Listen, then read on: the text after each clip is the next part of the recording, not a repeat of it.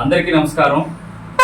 గంగాధర్ నెల్లూరు నియోజకవర్గం జనసేన పార్టీ ఆధ్వర్యంలో 11వ తేదీ ఉదయం 10 గంటలకి ఎస్ఆర్పురం మండల కేంద్రం నుండి ఘన సత్కార మహోత్సవ కార్యక్రమం ర్యాలీగా వెళ్ళి 11 గంటలకి పుల్లూరులో డాక్టర్ విఎం థామస్ గారు విప్ అయినటువంటి సందర్భంగా ఒక మంచి అద్భుతమైనటువంటి కార్యక్రమాన్ని నిర్వహిస్తున్నాం.